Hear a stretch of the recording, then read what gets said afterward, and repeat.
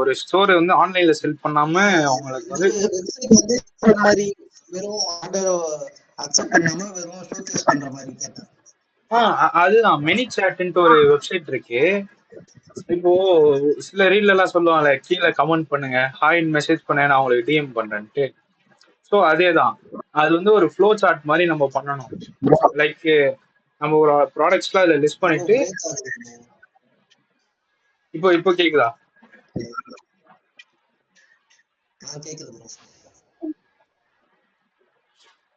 அதான் இப்போ வந்து நம்ம அந்த சார்ட் மாதிரி இருக்கும், ஃபனல் மாதிரி. நம்ம இந்த போஸ்ட்லாம் இந்த ப்ராடக்ட்லாம் நம்ம லிஸ்ட் பண்ணிட்டு இந்த கீவேர்டு இந்த கமெண்ட்ல இருந்தா நீ வந்து அவனுக்கு டைரக்டா கமெண்ட் பண்ணு, டிஎம் பண்ணுன்ட்டு நம்ம செட் பண்ணி வச்சிடணும். லைக் அதுவும் பெய்டு தான், நம்ம சப்ஸ்கிரிப்ஷன் போடுற மாதிரி இருக்கும்.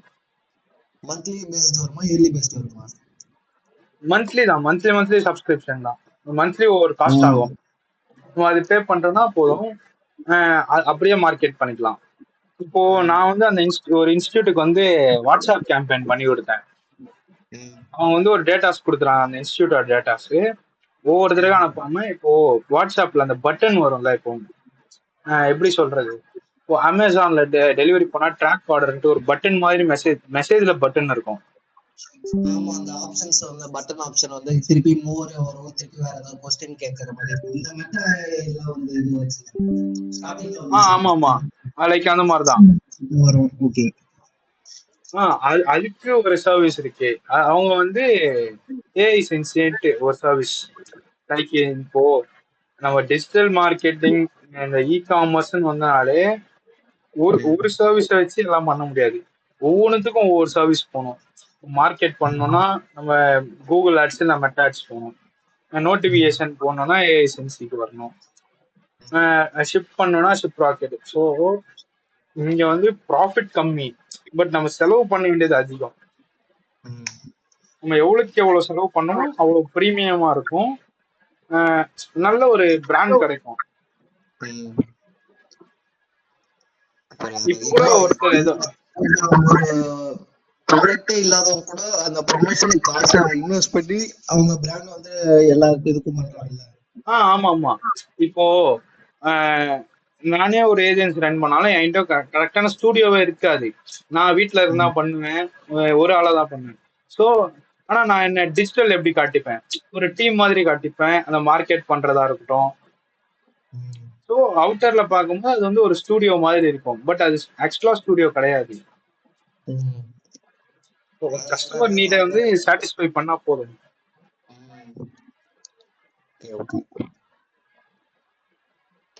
அந்த வெப்சைட்டுக்கு திருப்பி வருவோம். வெப்சைட்ல வேற என்ன இது பண்ணா? இப்போ நீ டிஜிட்டல் ஏஜென்சி பண்றல, உன்னோட வெப்சைட் பார்த்துதான் கிளைண்டே வருவான். ஸோ வந்து அப்போ நம்ம வெப்சைட்டை கரெக்டா பண்ணணும், ப்ரீமியமா பண்ணணும். இப்போ நான் ஒரு வெப்சைட் சென்ட் பண்றேன், அதுல ரொம்ப தீம்ஸ் இருக்கும், அதுல ஒவ்வொன்னா ரிவ்யூ பார்த்துட்டு அதை யூஸ் பண்ணேன். ஏன்னா இப்போ கஸ்டமர் என்ன யோசிப்பான், இவன் வெப்சைட் நல்லா இருக்கு, ஸோ அப்போ நம்மளுக்கும் நல்லதா பண்ணி தருவாங்க. ஒருவேளை இந்த வெப்சைட்டே நல்லா இல்லைன்னு வச்சுக்கேன், அந்த ட்ரஸ்ட் வராது. ஆமா ஆமா, அதுதான் ஃபர்ஸ்ட் பிராண்டிங் கம்பெனியோட கம்பெனி வந்து நல்லா பிராண்டடா இருக்கும்.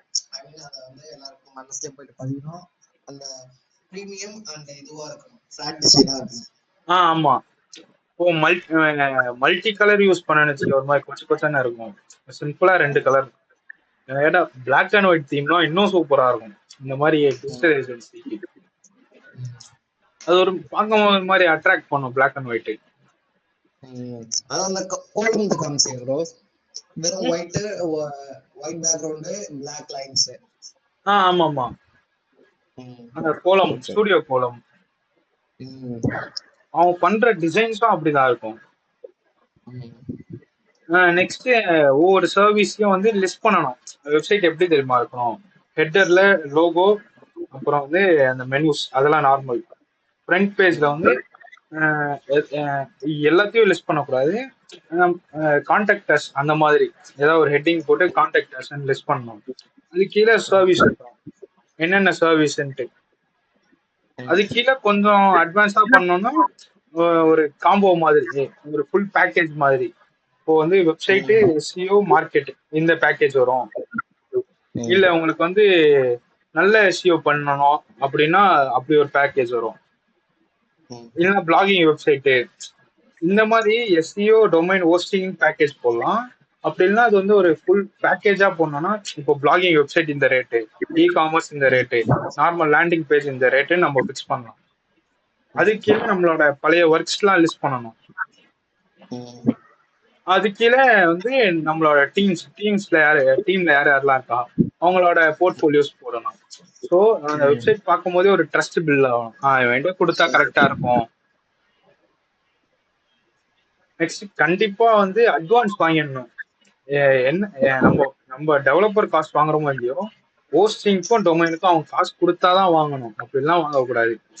சில பேர் என்ன பண்ணுவாங்கன்னா, இல்ல நான் ஃபர்ஸ்ட் என்னோட மணி போட்டு வாங்கிடுறேன், அப்புறம் முடிச்சுட்டு நீங்க பே பண்ணா அவன் டாடா காட்டு போயிடுவான். எனக்கு நடந்திருக்கு அந்த மாதிரி. வந்து ஒருத்தர் யாருக்கோ நடந்துச்சு இந்த மாதிரி நடந்துச்சு லாஸ்டா சொல்ல போறேன். ஆமாமா எனக்கு நடந்தது, அதான் முன்னாடியே சொல்றேன். நான் முன்னாடி ஒருத்தர் வீடியோ எடிட் பண்ணி கொடுத்தேன். நான் பே பண்ணிடுறேன் ஒன் டே இன்ன வரைக்கும் பே பண்ணல. நான் வெப்சைட்டும் பண்ணி கொடுத்தேன், அதுவும் அதே தான். அதனால அட்வான்ஸ் பேமெண்ட் வாங்கணும். ஏன்னா நான் ஃபாஸ்ட் பேக்கர்ஸ் ஒரு ஸ்டார்ட் அப் வந்து எல்லாமே முடிஞ்சிருச்சு. கொட்டேஷன் அனுப்பிச்சிட்டேன், எல்லாமே முடிஞ்சிருச்சு. வெப்சைட்டுக்கு டொமைனுக்குலாம் கூட காசு அனுப்பிச்சாங்க. ஆனா அப்புறம் வாங்கின அப்புறம் அவங்க போயிட்டாங்க, வேணாம் அப்புறம்.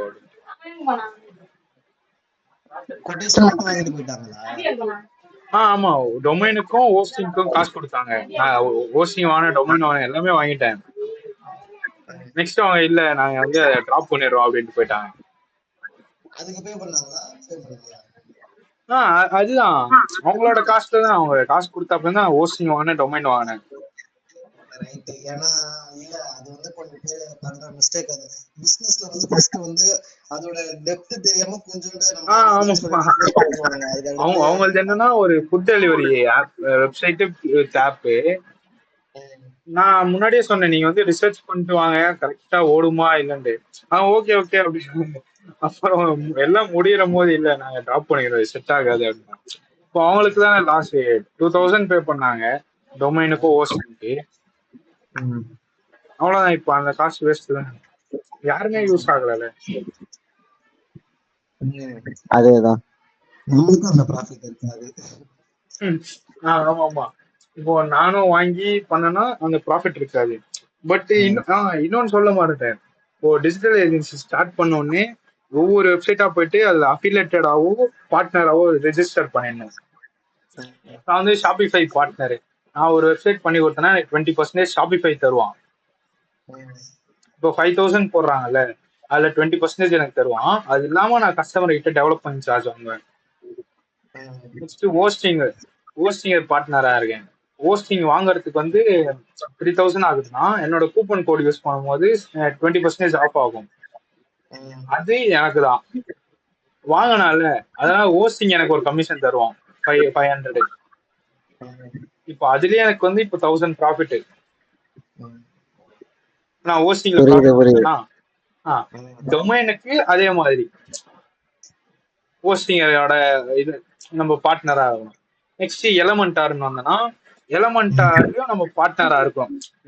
இப்போ என்னென்ன பிளகின் யூஸ் பண்ண முடியுமோ எல்லா பிளகின்லயும் அஃபிலேட்டோ பார்ட்னரோ நம்ம ரெஜிஸ்டர் பண்ணிக்கணும். கஸ்டமர் கேட்கும்போது நம்ம அக்கௌண்ட்ல இருந்து எல்லாத்தையும் வாங்கும் போது நம்மளுக்கு தனி ப்ராஃபிட். இப்படிதான் ஏஜென்சியை ரன் பண்ணணும். ஆமா, அஃபிலேட்ல ஏன்னா இப்போ ஹோஸ்டிங் 500 ரூபா 3000 ரூபானா கஸ்டமர் 3000 தருவாங்க. 3000 நம்ம ஹோஸ்டிங் வாங்கிடக்கூடாது. அஃபிலேட் போட்டு 2500 ரூபாய் வாங்கிட்டு 500 ரூபா நம்ம ப்ராஃபிட் பார்க்கலாம். அந்த 2500 ரூபால ஒரு 500 ரூபா நம்மளுக்கு திருப்பி ஹோஸ்டிங் தருவான் ஹோஸ்டிங்கர். அப்ப 3000 ரூபாய் 1000 ரூபாய் என்னோட தனி ப்ராஃபிட். சில பேர் இப்போ இன்ஸ்டாகிராம்ல டக்குன்னு இந்த மாதிரி ஏஜென்சி ஸ்டார்ட் பண்றாங்க, அவனுங்களாம் அதை பண்ணவே மாட்டானுங்க. ஆனா நல்ல இல்ல ரீச்லாம் போகும், அதுல இருந்து கிளைண்ட்ஸ்லாம் பிடிக்கிறாங்க. அவங்களுக்கு வந்து அந்த மெயின் இதுவும் தெரியல ப்ரோ. அவங்க ஏஜென்சி ஸ்டார்ட் பண்றவங்க இந்த லோகோ ப்ரொமோஷன் அப்புறமா இது மட்டும் தான் பண்றாங்க. இன்ஸ்டா இன்ஃபுளுசர் மட்டும் தான் பண்றாங்க. ம். நானு ஒரு தடவை மார்க்கெட்டிங் பார்த்தேன். ஒரு வெப்சைட் பண்றது இல்லைன்னா இது பண்றது அதெல்லாம் இல்ல. ஜஸ்ட் ஒரு இவங்களே ஒரு தேர்ட் பார்ட்டியா தான் இருக்காங்க. அதான் ஒரு டீம் வச்சிருக்கானுங்க. அந்த டீமே எல்லாருக்கும் போல் தானே. அவனுக்கு எல்லாம் எப்படிதான் கிளைண்ட் மாட்டுறானோ. ஓ, எனக்கு வந்த கிளைண்ட்லாம் கேள்வி கேட்டுனே இருப்பான், இதை பண்ணலையா ப்ரோ, இதை மாத்த முடியுமா அப்படி இப்படின்ட்டு. ஆனா அவன்கிட்ட போய் போர்ட்போலியோ பாக்குறேன், 3 வெப்சைட் பண்ணியிருக்கான், 3மே ஒரே தீம். நல்லா பேசுவானுங்க போல. அததான் ப்ரோ, இந்த இன்ஸ்டா இன்ஃபுளுசர் மார்க்கெட்டிங் வந்து நல்லா பேசும். கிளைண்ட் கிட்ட வந்து அதிகமான ரேட் வந்து சொல்லிடணும். இவன் வந்து இவ்வளவு சார்ஜ் பண்றான், இவனுக்கு வந்து ஆமாமா. 100K ஃபாலோவர்ஸ் இருக்கு.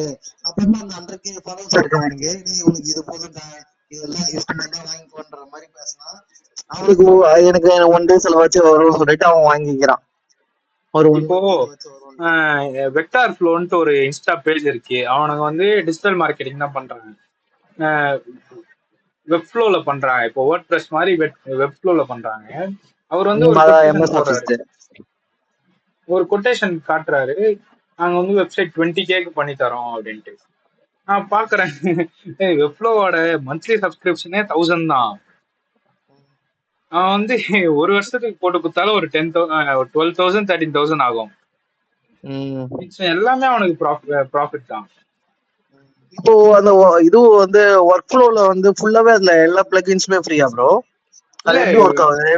வெப்ஃப்ளோல வந்து பிளகின்ஸே கிடையாது. அது எப்படின்னா ஃபிக்மால பண்றத வந்து அப்படியே சும்மா லிஸ்ட் பண்ணலாம். அதுல வேற எதுவும் பண்ண முடியாது. இப்போ நான் ஃபார்ம் கலெக்ட் பண்ணோம்னா நான் ஃபார்முக்கு தனியா ஏதாவது இப்போ எம்பர்ட் பண்ணிட்டு வரணும். வேற ஏதாவது சர்வீஸ் கிட்ட ஃபார்ம் கிரியேட் பண்ணி அதை என்னோட வெப்சைட்ல சும்மா எம்பர்ட் பண்ணணும். பட் வேர்ட் பிரஸ்ன்னு வரும்போது நம்ம பிளகின் போட்டா எல்லா டேட்டாவும் வேர்ட் பிரஸ்ல ஸ்டோர் ஆகும். நம்ம வேற எங்கேயும் அடைய தேவையில்ல. நம்ம ஃபார்முக்கு வந்து இது மெட் ஃபார்ம் போட்டா வந்துருது. ஆமா, அந்த ஃபார்ம் எல்லாமே இங்கேயே வந்துடும். வேர்ட் பிரஸ்லயே இருக்கும், நெக்ஸ்ட் மெயில வந்துடும். அப்படி இல்லாம நம்ம வேணும்னா எக்ஸல் ஷீட்டுக்கு கூட நம்ம எடுத்துக்கலாம். இப்போ நான் அந்த இன்ஸ்டியூட்டுக்கு பண்ணும்போது ஃப்ளூயன்ட் சிஆர்எம்னு ஒன்று யூஸ் பண்ணேன், ஒரு பிளகின். அது என்ன பண்ணணும்னா ஃபார்ம் கிரியேட் பண்ணோம். இந்த ஃபார்ம்ல போற டேட்டாஸ் எல்லாமே எக்ஸல் ஷீட்ல போய் ஸ்டோர் ஆயிடும். ஸோ எனக்கு ரொம்ப ஈஸி. நான் என்ன பண்ணுவேன், அந்த எக்ஸல் ஷீட் எடுத்துட்டு போய் ஏஐ ஃப்ளோல போட்டு ஏஐ சிக்ஸ்ல போட்டு வாட்ஸ்அப் மார்க்கெட்டிங் பண்றேன். இல்ல புரியுது. அதுக்கு வந்து ஒருத்தர் அந்த ரெஜிஸ்டர் பண்ற நேம் வந்து இப்படிதான் பண்ணுவானுங்க. அவங்க நேம் வந்துருச்சு அப்புறமா எப்படி மெசேஜ் வந்துச்சுன்னு யோசிப்பாங்கல்ல. ஆமா ஆமா, எல்லாமே ஆட்டோமேட்டிக் தான். இப்ப பாரு, நீ ரிஜிஸ்டர் பண்ணுவ, உன்னோட டேட்டா எக்ஸல் ஷீட்ஸ்ல ஸ்டோர் ஆகும். அந்த எக்ஸல் ஷீட் ஏஐ சென்ஸ்ல இருக்கு. அதனால ஆட்டோமேட்டிக்கா ஏஐ சென்ஸ்ல இருந்து உங்களுக்கு நோட்டிபிகேஷன் வந்துடும். வேர்ட் பிரஸ்ல பண்ணும்போது நம்மளுக்கு வேலை இருக்காது, எல்லாமே ஆட்டோமேட்டட். இங்க வந்து என்னென்ன பண்ணலாம்னா பிளாகிங் வெப்சைட்டு, கோர்ஸ் செல் பண்றது, ஷாப்பிங் பண்றது, அந்த மாதிரி எல்லாமே பண்ணலாம். ஆனா ஷாப்பிஃபைன்னு வந்தா வெறும் ஒரு நல்ல இது இ காமர்ஸ். இப்போ சில பிராண்ட்ஸ்லாம் இருக்குல்ல, இப்போ விராட் கோலி இது 18, அப்புறம் இன்னொரு ஸ்டோர் கூட பெருசாச்சு, சோல் ஸ்டோர். அவனுங்க கூட ஷாப்பிஃபைல தான் பண்ணாங்க. ஷாப்பிஃபைல வந்து இன்னொரு பிளகின் இருக்கு. ஒரு 3000 4000 கொடுத்தனா அந்த ஷாப்பிஃபை வெப்சைட் அப்படியே ஆப்பா கன்வெர்ட் ஆயிடும், அதுவே ஆட்டோமேட்டடா. எவ்வளவு இருக்கு? ஒரு 4000 கிட்ட ஆகும் அந்த பிளகின். மொத்த டெவலப்பிங் காஸ்ட் அவ்வளவுதான். இல்ல அதுதான் இப்போ வந்து இது வேர்ட்பிரஸ்ல இன்னொன்னு இருக்கு. என்ன தெரியுமா, இப்போ எங்களுக்கு வந்து ஒரு சார் வந்து இங்கிலீஷ் எடுத்தாரு, எப்படி இங்கிலீஷ் கிராமர் கரெக்டா யூஸ் பண்ணுன்ட்டு. இப்போ அந்த டைலூட் டிசைன்ஸ் எல்லாம் கூட பண்ணாங்கல்ல, எல்லாம் அவங்க போட்டு கான்ட்ரவர்சி பண்ணாங்கல்ல. ஆக்சுவலா A2D சொன்னதும் தப்பு தான், பிரியாணி மேன் சொன்னதும் தப்பு தான். அது எப்படி ஒர்க் ஆகும்னா, இப்போ என்கிட்ட வந்து ஒரு கோர்ஸ் செல்லிங் வெப்சைட் இருக்குன்னு வச்சுக்கேன். நீ வந்து அதுல டியூட்டரா ரெஜிஸ்டர் பண்ணுவ, நீ செல் பண்ணுவ. உன்னோட கஸ்டமர் பே பண்ற காசு எனக்கு தான் வரும். நான் தான் உனக்கு டிஸ்ட்ரிபியூட் பண்ணணும், கமிஷன்லாம் போக. சூப்பர் அட்மின் அப்புறம் தான் நீ கஸ்டமர். அப்படின்னும் போது அந்த இடத்துல வந்து இன்வாய்ஸ்ல இவங்க பேர் வரதுக்கு முன்னாடி அந்த கோர்ஸ் பிளஸோட இதுதான் வந்திருக்கணும். அது யாருக்குமே புரியல. அது ஈஸியா பாக்கணும்னு பிளே ஸ்டோர் போயிட்டு டைலூட் டிசைன் பண்ணா அதுக்குள்ளேயே டெவலப்பரோட டீடைல்ஸ் இருக்கும். இந்த டெவலப் பண்ண ஆப்ஸ்ல பார்த்தா எல்லா ஆப்பும் ஒரே மாதிரி தான் இருக்கும். இப்போ அந்த டிடிஎஃப் கூட ஜிபிஎஸ் விட்டாங்கல்ல, அதுவும் அதே மாதிரி தான். சூப்பர் அட்மின், அட்மின், அப்புறம் கஸ்டமர். அதனால டிடிஎஃப் ஆப்ல இருக்க எல்லாம் இப்போ நான் அதுல கிரியேட் பண்ணிட்டு நார்மலா இது வச்சுட்டு அவங்க வெறும் நேம் மட்டும் தான் சேஞ்ச் பண்ணி தராங்க. ஆமா ஆமா.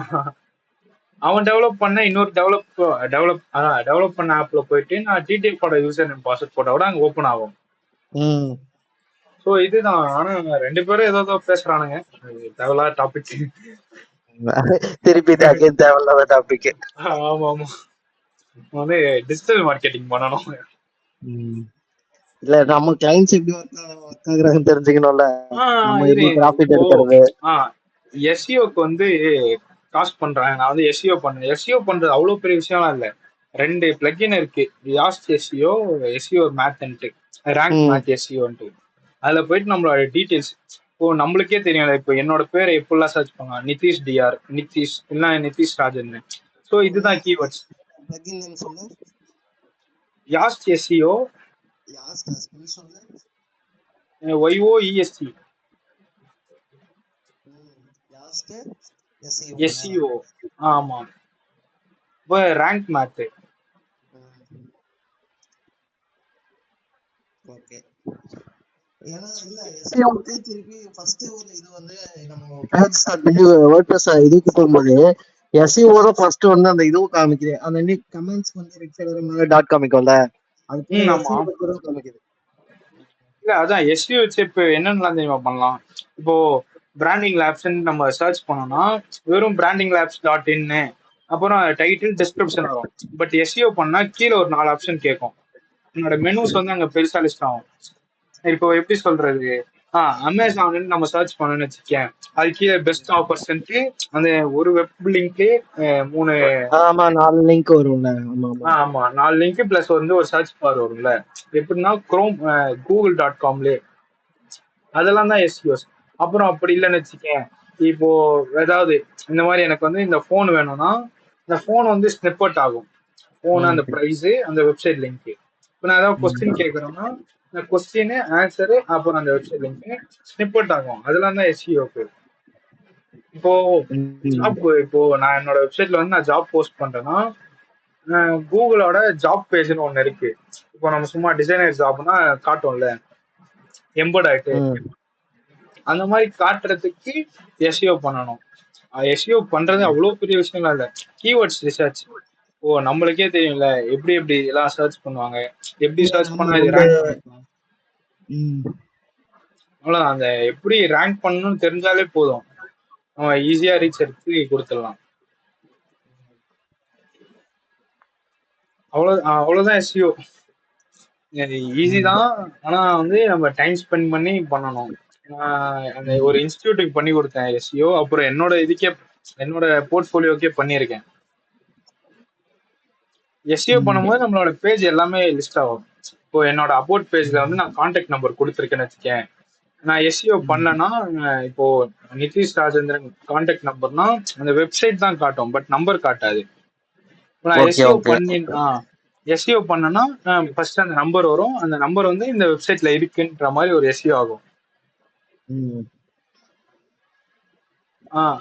அந்த மாதிரி வரணும்னா நம்ம வந்து எஸ்இஓ பண்ணி தரணும். இந்த 3 ஸ்டெப் தான். வெப்சைட் பண்ணணும், எஸ்இஓ பண்ணணும், கஸ்டமர் கிட்ட கொடுத்துடணும் அட்மின் பேனலோட. ஆனா சில பேர் என்ன பண்ணுவாங்கன்னா அட்மின் பேனல வந்து கஸ்டமர் கிட்ட தர மாட்டாங்க. ஏன்னா கொடுத்துட்டா இந்த டெவலப்பரை தட்டி விட்டு போயிடுவாங்க, நானே பாத்துக்கிறேன் அப்படின்ட்டு. அதனால அட்மின் பேனல வந்து கண்ணிலே காட்ட மாட்டாங்க கிளையண்ட்டுக்கு. இப்போ வந்து அப்போ அட்மின் பேனல் தராம எப்படி அந்த வெப்சைட் மட்டும் அந்த இது மட்டும் டொமைன் நேம் மட்டும் நீங்க சர்ச் பண்ணா வந்துரும் சொல்லிருவாங்களா? ஆமா ஆமா. இ-காமர்ஸ்னா சில பேர் தருவாங்க. நான் வந்து ஒரு எனக்கு தெரிஞ்சவர் பார்த்தேன், அவர்லாம் தர மாட்டாரு. இப்போ அதுக்கு வந்து மெயில் வந்து நம்ம நேம்ல போட்டு வாங்கினதா இப்போ வந்து அந்த இல்ல வேர்ட்பிரஸ் வந்து வேர்ட்பிரஸ் அட்மின் பண்ண ரெஜிஸ்டர் பண்ணும்போது பாஸ்வேர்டு மெயில் வந்து நம்ம நேமுக்கு தந்துடணுமா நம்ம மெயிலுக்கு? இல்ல ஏன்னா எல்லாமே அவங்க தான் பண்ணணும். இல்ல நம்ம வந்து போதுமா அவங்க மெயில் ஐடி போட்டு இது டொமைன் நேம் போட்டு WP அட்மின் போட்டு வந்துரும்ல? வந்துடும். பட் அந்த நாலேஜ் அவங்களுக்கு இருந்தா அவங்க ஏன் நம்ம கிட்ட வந்து வெப்சைட் பண்ணணும்? ரைட்டு தான். இல்ல இப்போ அவங்க வந்து வேற ஒரு நெக்ஸ்ட் டெவலப்பர் கிட்ட போகும்போது அப்ப நம்ம கொடுத்துதான் ஆகணும். இப்போ அவங்க கேட்பாங்கல்ல, இப்போ கேட்டாங்கன்னா கொடுத்துடணும். அதுதான் கரெக்ட். சோ அந்த இடத்துல வந்து நம்ம டீடைல்ஸ் எதுவுமே இருக்கக்கூடாது. எல்லாமே அவங்க டீடைல்ஸ் இருக்கணும் வெப்சைட். Okay okay